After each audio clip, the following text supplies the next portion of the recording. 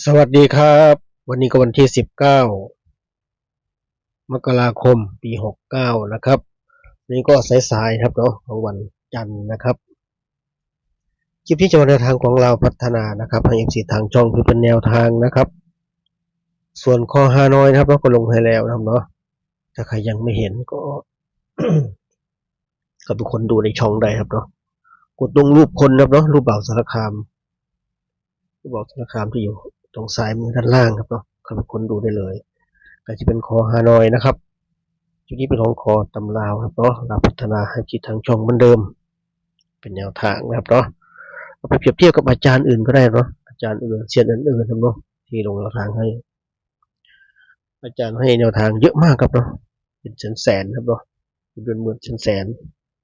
เข้าไปรับชมรับฟังเปรียบเทียบนะเพราะว่าเหมือนชาวบ้านชาวเมืองเขาไหมใกล้เคียงกันไหมใกล้เคียงก็ชอบก็ไปลงทุนครับเนาะใกล้เคียงพอเป็นไปได้ครับเนาะก็ไปลงทุนถ้าเป็นไปได้ก็ข้ามไปนะครับ ชมเพื่อความบันเทิงไปครับเนาะวันนี้ถูกตาถูกใจวันนี้ใกล้เคียงที่เป็นไปได้ก็ค่อยจัดครับเนาะขัดก็ผ่านเหมือนเดิมโปรดใช้วิจารณญาณในการรับชมรับฟังเหมือนเดิมครับเนาะเหมือนเช่นเคยเหมือนทุกครั้งทุกคลิปนะครับก็วันนี้ก็เหมือนเดิมเราต้องไปอัดคลิปสดเหมือนเช่นเคยก็เอาคลิปพาน้องนนท์มาเที่ยวที่ฟาร์มจระเข้ครับเนาะที่สมุทรปราการครับเนาะที่ฟาร์มจระเข้ชมเขาแสดงช้างแสดงจระเข้เนาะเสร็จก็นั่งรถไฟชมรอบสวนสัตว์ครับเนาะสนุกสนานกันไปครับเนาะก่อนกลับบ้านก็แวะให้อาหารปลาเหมือนเดิมเหมือนทุกครั้งทุกคลิปครับเนาะเป็นธรรมเนียมครับเนาะไปไหนมาไหนก็แวะให้อาหารปลาก่อนการให้อาหารปลาก็เป็นการทำบุญชนิดหนึ่งครับเนาะถ้าเขาอิ่มท้องก็เป็นการต่อชีวิตเขาให้ยืนยาวขึ้นก็เป็นการทำบุญนิดๆหน่อยๆครับเนาะหอมปากหอมคอปลาสวายเยอะมากครับเนาะปลาสวายเยอะมากให้ขนมปังแทนครับเนาะปลาสวายเยอะไม่เหมือนที่บางกระเจ้านะบางกระเจ้าจะเป็นปลานิลปลาช่อนครับเนาะปลาดุกปลาดุกไม่เยอะนะแต่ปลานิลปลาช่อนเยอะที่บางกระเจ้าครับเนาะแต่ที่ฟาร์มจระเข้ส่วนใหญ่จะเป็นปลาสวายครับเนาะคล้ายๆกับที่วัดนางสาวเนาะที่สมุทรสาครครับเนาะ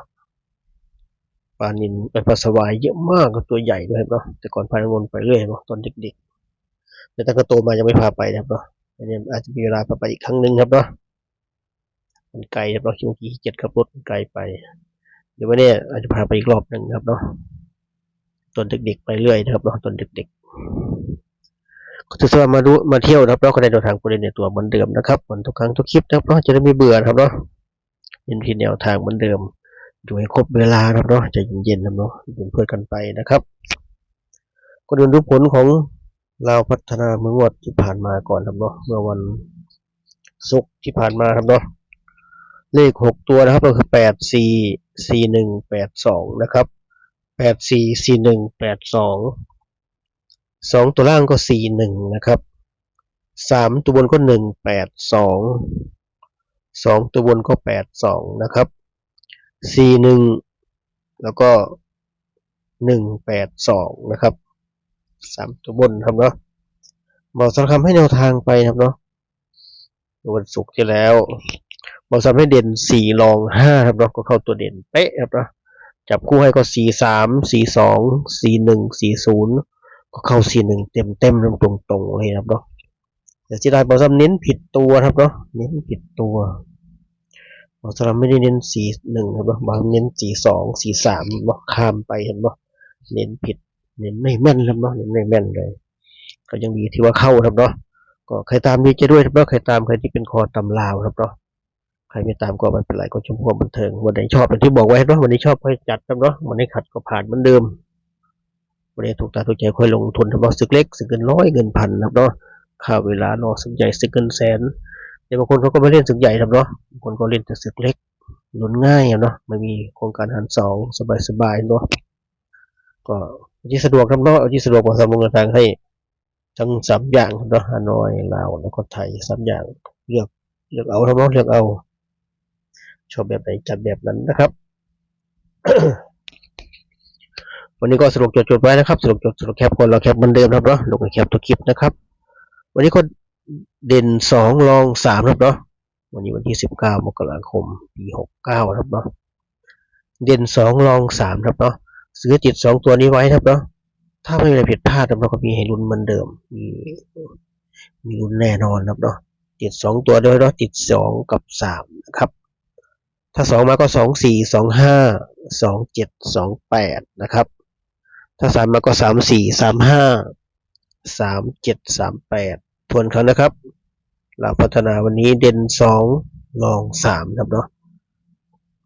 จับคู่ให้24 25 27 28 34 35 37 38นะครับ8คู่นี้นะครับเราให้เน้นไปที่27 28แล้วก็38นะครับ27 28 38 3คู่ครับเนาะเป็นตัวเน้นนะครับก็มาที่ชุด3ตัวแล้วก็มีรวม4ชุดเหมือนเดิมวันนี้ก็มี5 2 7 5 2 8 4 3 8 4 3 7นะครับ4ชุดนี้ให้เน้นไปที่5 2 7 5 2 8แล้วก็4 3 8นะครับ3ชุดครับเนาะ4ชุดเน้น3ชุดก็ครบถ้วนแล้วสำหรับทางของลาวพัฒนาเนาะงวดวันที่19 มกราคมปี69มีวันจันทร์ครับเนาะลาวพัฒนามี3วันครับเนาะจันทร์พุธศุกร์ครับเนาะลาวพัฒนา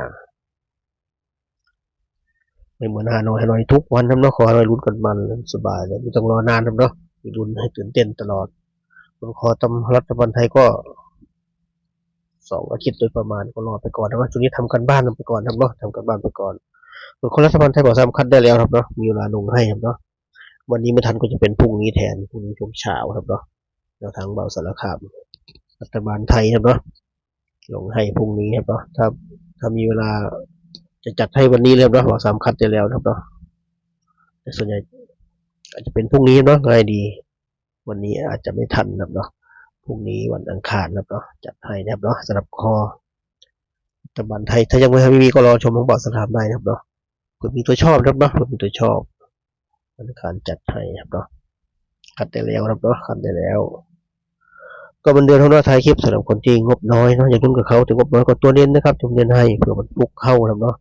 วันนี้มี27 28กับ38นะครับ27 28 38 3คู่ครับเนาะชอบที่สุดในวันนี้ทำเองชอบเองก็3คู่นี้เห็นเนาะ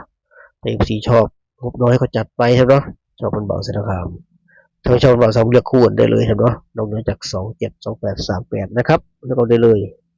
หรือถ้าไม่มีตัวชอบเลยพอซ้อมจับคู่ไม่แม่นก็เลือกคู่ตัวอื่นมาประกบได้เลยเนาะติด2กับ3ไว้นะครับติด2กับ3ไว้ถ้าไม่ได้ผิดพลาดมีลุ้นแน่นอนครับเนาะประมาณนี้นะครับฝากไว้แค่นี้เจอกันคลิปหน้านะครับเนาะคลิปนี้ก็สวัสดีครับ